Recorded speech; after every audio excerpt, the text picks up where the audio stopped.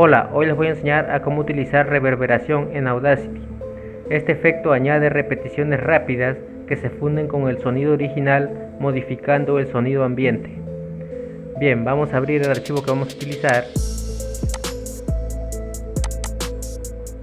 Lo seleccionamos, efecto, reverberación. Bien, aquí en tamaño de sala, mientras más porcentaje le damos, simula que estamos en un gran salón, y mientras menos porcentaje le damos, simula en una sala más pequeña.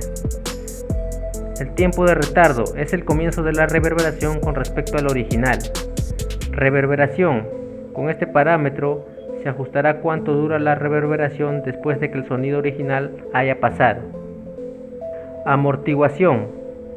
Con amortiguación produciremos un efecto más silenciado o más fuerte. Tono bajo. Con tono bajo se creará un efecto menos retumbante. Con tono alto se creará un efecto menos brillante. Con ganancia wet se ajusta el volumen al efecto reverberación. Y con ganancia dry se ajusta el volumen del audio original. Con ancho estéreo lo que hace es incrementar una variación entre los canales izquierdo y derecho, creando un efecto espacioso. Bien, vamos a probar con estos valores preestablecidos con los que ha venido. Le vamos a dar en vista previa. Hola, hoy les voy a enseñar a cómo utilizar el efecto cambiar fase a un audio en Audacity. O si no, puedes ir aquí en administrar, valores predefinidos originales, y aquí encontrarás ya varios valores preestablecidos que puedes utilizar. Vamos a probar algunos. Por ejemplo, cuarto de baño, vista previa. Hola, hoy les voy a enseñar a cómo utilizar el efecto cambiar fase a un audio en Audacity. Vamos a ver otro. Sala grande, vista previa.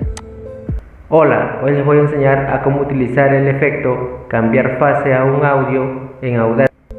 Y así puedes ir viendo todos los predefinidos que hay.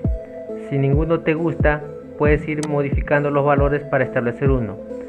Puedes escoger uno, el que más te agrade. Supongamos que te agrada sala pequeña oscura, y de aquí puedes ir moviendo los parámetros hasta encontrar el que deseas.